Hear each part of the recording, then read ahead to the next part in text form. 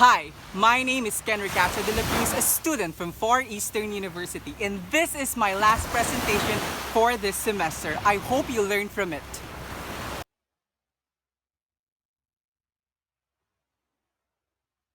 Hi, my name is Ken Ricacho de la Cruz, and I will be your teacher for today. So for our grade level that we are going to cater is the grade 2 students, and the learning area is mathematics. The quarter is 4-quarter, and the duration is 1 hour and 30 minutes, and the lesson number is lesson number 2. Okay, so our learning objectives for today is the following. Student will be able to identify numbers in the clock. Student will be able to understand the passage of time. Student will be able to learning to tell time, and student will be able to be familiarized with the numbers. The materials that we are going to need for our activities is a 2 set of cardboard cut out numbers from 1 to 12 and a 2 huge clock circle, a colored tape and a plain tape, a timer, a colored pen, and a whistle. Okay, so these are the reference that we are going to use. Now proceeding to the procedure. So we have 3 steps. First is the prayer, to be followed by the checking of the attendance and the greetings of the student. So of course, we are going to have a review first. So we are going to ask the student of our previous lesson. Then ask them what they learned from the lesson. Ask them a few questions contemplating to the past lesson and make sure that the student truly understands the lesson before moving on to another lesson.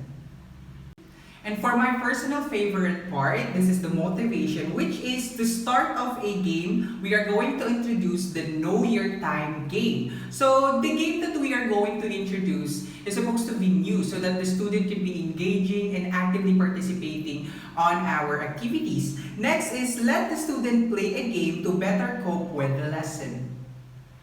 For our activity, Know Your Time, the mechanics of the game is the class will be separated into 2 groups. And a huge empty clock circle is placed in front of the class. Using the colored tape, it will serve as the division for both groups. A 2 sets of cut of cardboard numbers is in front of the student. A whistle is stomped as a sign that the game will start. So the 2 groups will be putting the numbers in their proper places using tape to stick it in. The faster to complete and arrange the clock properly wins the game. And for our abstraction, after the activity, the teacher will proceed to the lesson proper. So teacher will introduce the lesson time telling. The teacher will play a video about the importance of knowing to tell time and the numbers in it. Alongside with it is the discussion of the significance of time telling in human life. In the application, teacher lets student ask questions regarding the presentations. And student will identify numbers from the clock and the importance of it. And after the activity in the discussion proper for the assignment, students are asked to draw their own clock and make it creative the way they wanted. So students must put the design that best describes them.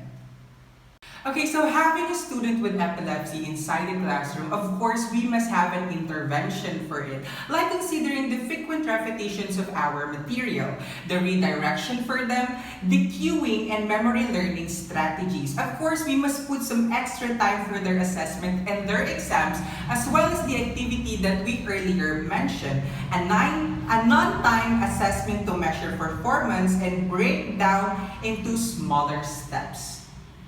So while doing the activity, of course, we have to consider our student with epilepsy. So we have to maximize the amount of instruction times that the student with epilepsy receive by keeping the child in the classroom if possible. So we have to make the child experience as normal as possible because that is our goal for this. And the range of intelligence is the same for child with or without epilepsy because we wanted that they should experience their classroom experience as normal as possible. So Often, when a child with epilepsy is not experiencing a seizure, there is still some seizure activity going on in a segment of the brain, which can alter the child through the processes of altering the child's mood. So this fractions is brain function can always be controlled with treatment. So we have to be prepared for it. And lastly, the number of seizures that the child has can influence the learning process by causing him or her to miss the part of the lesson. So we have to be mindful for it. So we have to go back for it or even ask the child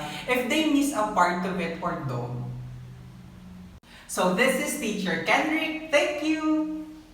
Thank you so much for watching. I hope you learn from it, gain from it, and reflect from it. Once again, I am Kendrick Castro de la Cruz and hope to see you soon.